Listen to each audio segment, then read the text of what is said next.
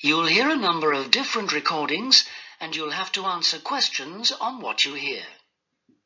There will be time for you to read the instructions and questions, and you'll have a chance to check your work.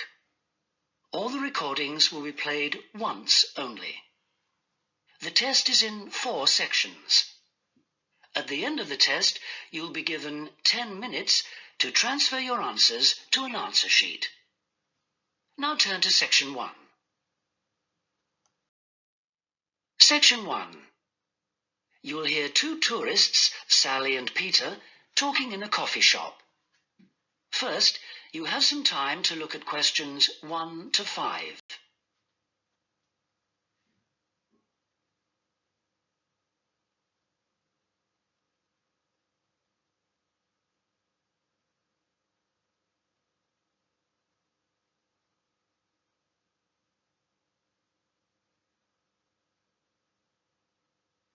You'll see that there is an example that has been done for you. On this occasion only, the conversation relating to this will be played first. Oh, Peter, there you are. You've been ages. What kept you so long? I'm sorry I'm so late, Sally. Have you been waiting long? Oh, half an hour. But it doesn't matter. I've had a coffee, and I've been reading this guidebook for tourists. Sally has been waiting half an hour for Peter, so C has been circled. Now we shall begin. You should answer the questions as you listen, because you will not hear the recording a second time. Listen carefully and answer questions 1 to 5. Oh, Peter, there you are. You've been ages. What kept you so long? I'm sorry I'm so late, Sally. Have you been waiting long? Oh, half an hour. But it doesn't matter. I've had a coffee, and I've been reading this guidebook for tourists. Sit down. You look very hot and tired. What would you like to drink? I'd love a really chilled mineral water or something. Will you have another coffee? Yes, I will. The waitress will be back in a moment. Why were you so late? Did something happen? Yes. You know, I went to the bank to cash some traveler's checks. Well, the exchange rate was looking healthy, but when I went to the teller, they told me the computer system was temporarily down, so they couldn't do any transactions. They said the problem would be fixed in a few minutes, so I waited. And then I started talking to another guy in the bank, and I forgot the time. Really? Someone you met in the bank? Does he work there? No, he was a tourist from New York. His name's Henry, and he's been here for a week, but he's moving on to Germany tomorrow. He's an architect, and he's spending 4 weeks traveling around Europe. Just like us? Yeah, just like us. He told me the names of some places where we should eat. Great food and not too expensive, he said. Oh, and he also gave me this map of the bus system. He said he didn't need it anymore. Oh, that's useful. Pity he's moving on tomorrow. Ah, here's the waitress. Let's order. Do you want anything to eat, or shall we just have a drink? Well, I'm hungry, and we've got a lot of sightseeing to do, so let's just have a snack and a drink. Sounds good to me. Before you hear the rest of the conversation, you have some time to look at questions 6 to 10.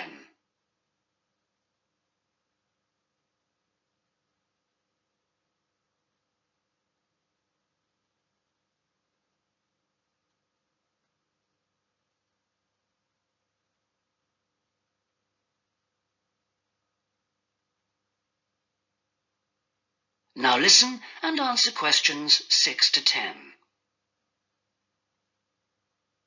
Well, let's decide what we'll see today.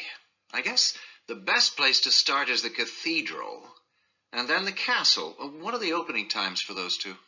Well, according to this guidebook, the cathedral is only open from 9:30 in the morning until midday. Oh, no, hang on.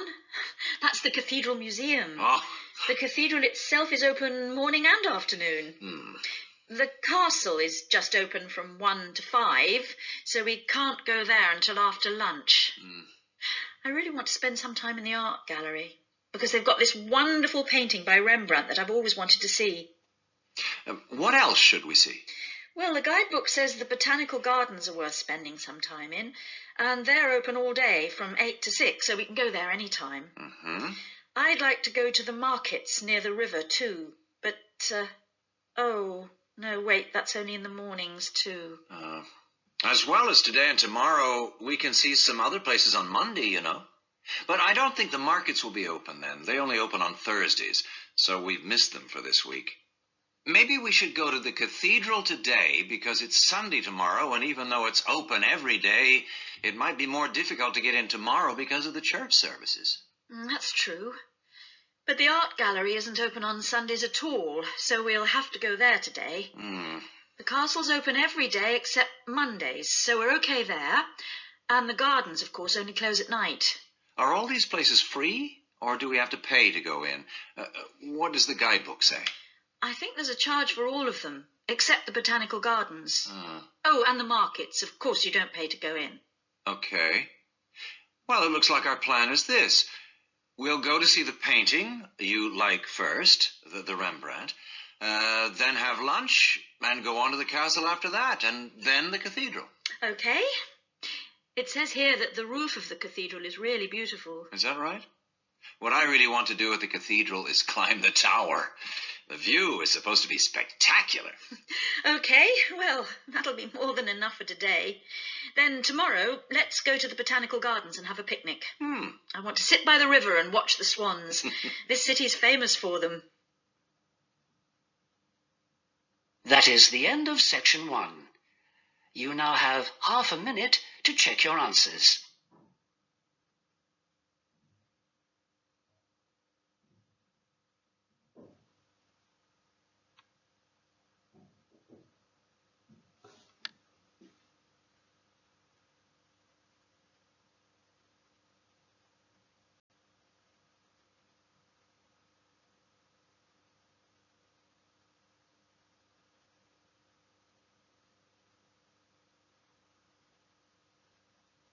Now turn to section 2.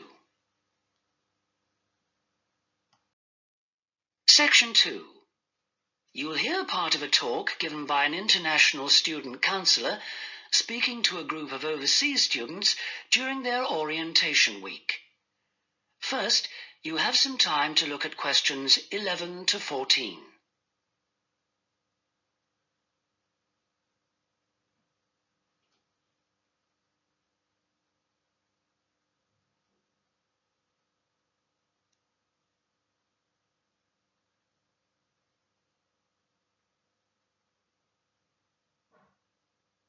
Now listen carefully and answer questions 11 to 14. So the counseling services we offer deal with any problems arising from your studies or in your life outside the university. Let's take academic counseling. If you're confused about subjects or how to combine them in your degree, then we can advise you and discuss the career you are aiming for so that you can see it all in context. We can also chase up your tutor if you're not getting proper feedback on how you are getting on in your subject. Besides help with academic problems, you may also need personal counseling. If you think you're already under stress, well, just wait till classes begin next week. You'll have to start adjusting to teaching and learning methods that may be unfamiliar to you, as well as the mounting pressure as the deadline for that first assignment creeps up on you. And, of course, you have to cope with all this without your usual social network. You know, the social contacts, family and friends you could normally rely on for help. All of this causes anxiety. Studying overseas can trigger a personal crisis. You may have left a lot of what you might call unfinished business back in your own country.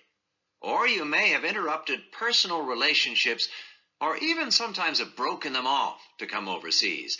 And so the student often feels lonely, unhappy, unmotivated, and unable to concentrate on studying. Or there may be other things bothering you. Our resident chaplain can offer you spiritual guidance if that's what you want, or we can put you in touch with community groups that can provide you with social contacts and friendship. Before you hear the rest of the talk, you have some time to look at questions 15 to 20.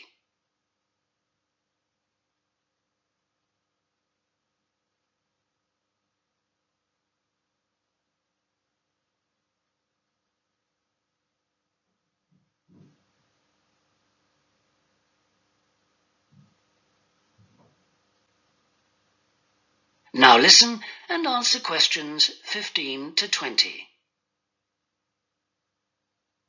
What about exam stress? It affects nearly everyone to some extent, but especially overseas students like yourselves. There may be a huge amount of family pressure on you to succeed.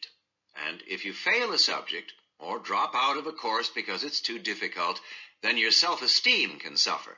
But it's not the end of the world if you don't pass an exam. I had to resit first-year anthropology, so I can certainly offer you a sympathetic ear. Anyway, exam failure can lead to worrying changes in the way you normally behave.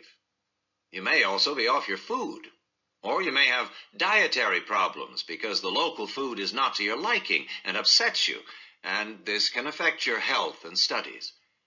Glenda Roberts is our dietitian in the health service, and we can put you on to her. And we all have money problems, don't we? But remember, full-time students can get a low-interest loan of up to $600 to buy books and for similar study-related expenses. That's right. And you can get double that amount if you can't afford an item of equipment you need for your course, a musical instrument, for example. And it doesn't stop there. When you move into a flat, starting up expenses, including furniture for it, can be covered by a loan through the welfare service. See Jill Freeman for details. Can we help you? Well, last academic year, in spite of staff cuts, we counseled 240 international students for a total of 2,600 hours counseling. And finally, we won all but just one of the 12 appeals that we launched on behalf of students. Not too bad for an understaffed service, don't you think? That's all from me. Thank you. That is the end of section 2. You now have half a minute to check your answers.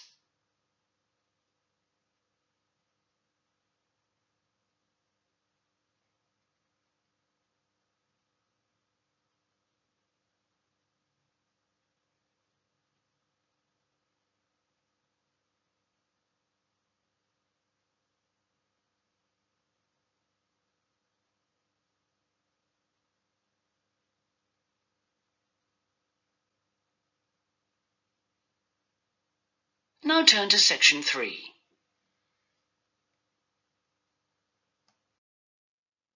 Section 3. You'll hear 3 friends discussing an assignment they're going to work on together. First, you have some time to look at questions 21 to 26.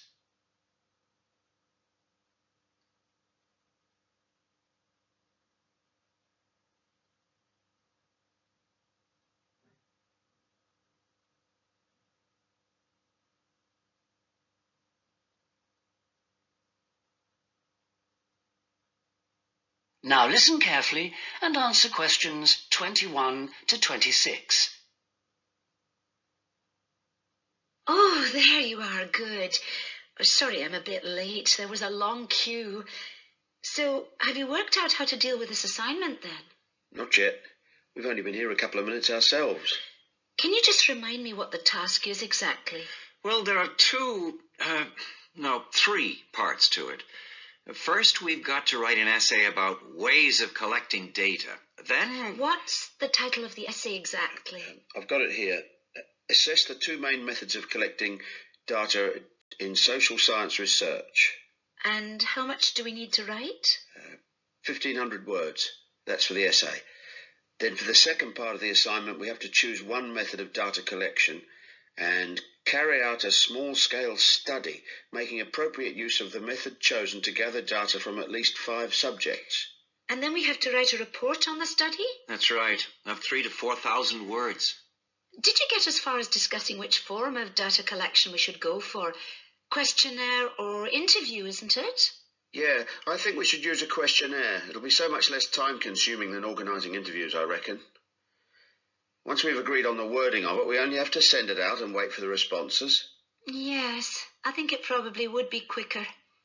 But what did that article he gave us last week say about the quality of data from questionnaires? I'm pretty sure it recommended questionnaires as a source of highly reliable data. As long as you design the questionnaire properly in the first place, the data will be fine. No, I'm sure it talked about drawbacks as well, didn't it? Something about the response rate and the problems you get if it's too low? Yeah, but we only need data from 5 subjects anyway. Oh, I suppose so. Another drawback I remember it mentioned was that questionnaire data tends not to reveal anything unexpected because it is limited to the questions fixed in advance by the researcher. Come on, Rosa, this is only a practice. It's not meant to be real research, is it? Well, not sure about that. Before you hear the rest of the conversation, you have some time to look at questions 27 to 30.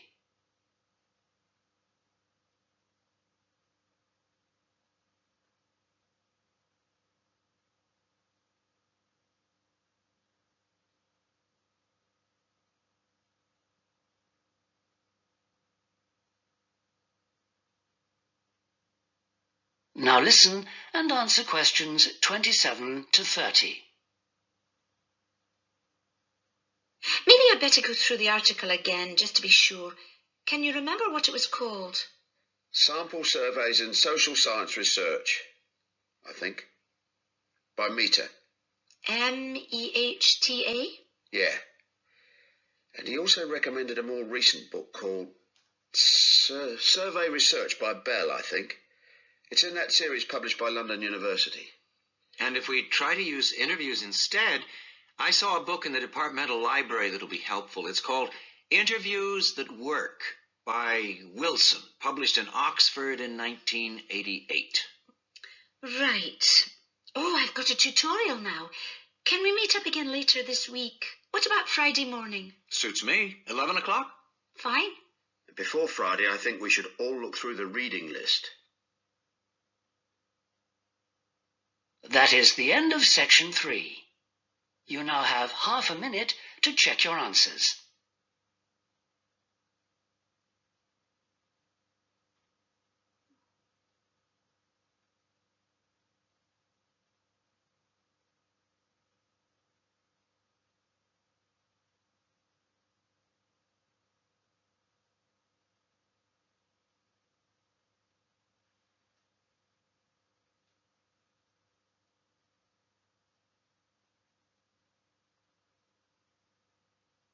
Now turn to section 4.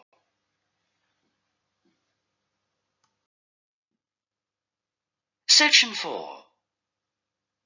You'll hear the beginning of one lecture in a series of lectures about crime. First, you have some time to look at questions 31 to 40.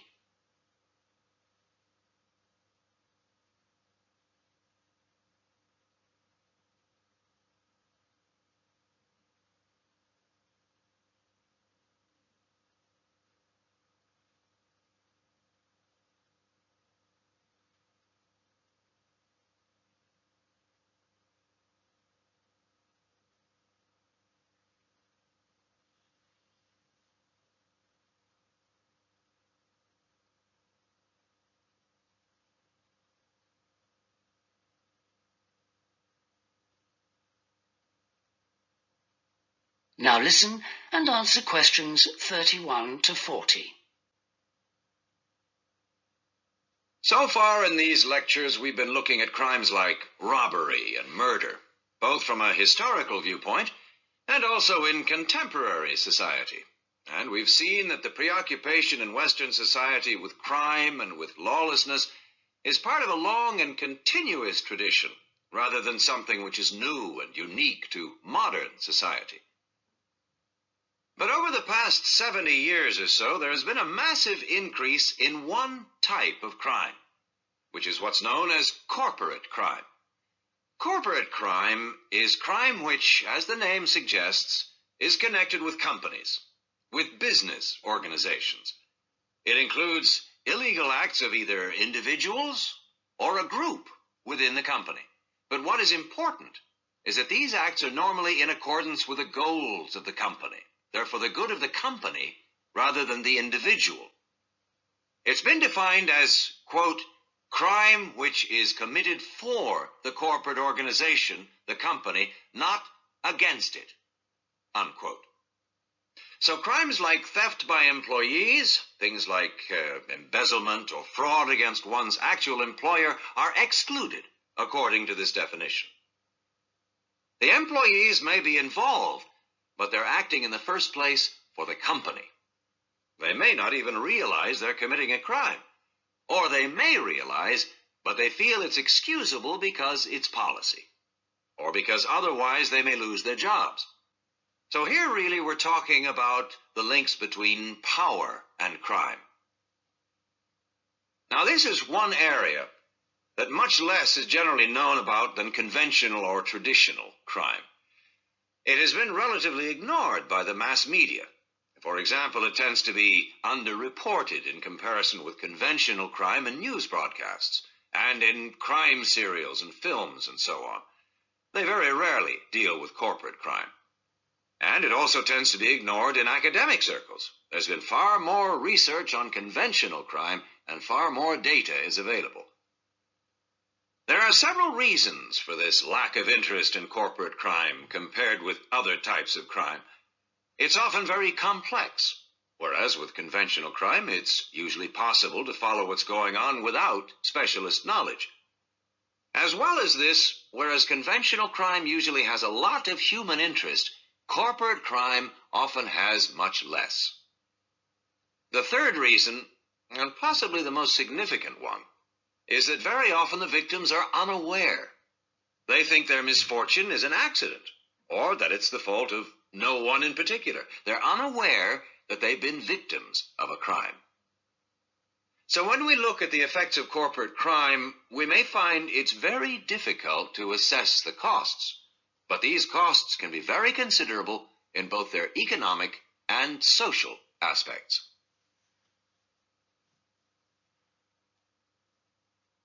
Let's look at the economic costs first. For example, if a company is producing fruit juice and it dilutes its product so that it's just a little below the concentration it should be, many millions of people may be paying a small amount extra for their carton of orange juice. Now, small amounts like this may seem insignificant for individual customers, too small to worry about. But for the company, this deception might result in massive illegal profit. However, all studies of corporate crime agree that the individuals are in fact deprived of far more money by such crime than they are by conventional crime like robbery and theft. In addition to this, we have to consider the social costs of corporate crime, and these are again very difficult to assess, but they are considerable. They're important because they can undermine the faith of the public in the business world, and also, more importantly, because the main group of people they affect are in fact not the richer sections of society, but the poorer. So here, companies are robbing the poor to benefit the rich.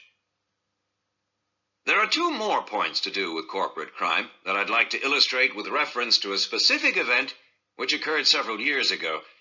This was an explosion of a large oil tanker, which caused the loss of more than 50 lives of the crew. It was an explosion which never should have happened, and a subsequent inquiry laid the blame not on anyone who had actually been on the tanker at the time, but on the owners of the tanker.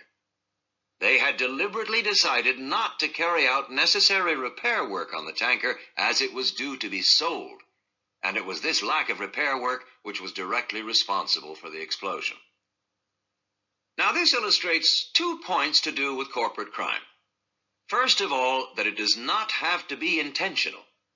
The owners of the tanker certainly did not intend it to explode.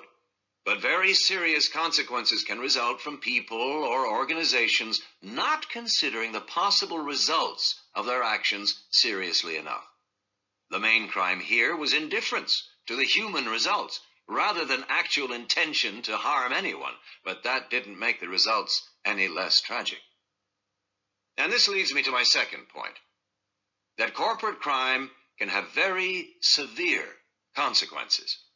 It's not just a matter of companies making bigger profits than they should do, but of events which may affect the lives of innocent people. And yet very often, companies, because they say they didn't intend to harm anyone, can avoid taking responsibility for the results of their actions, and that has been a very dangerous loophole in the law. Now, a further example of corporate crime was the... That is the end of section 4. You now have half a minute to check your answers.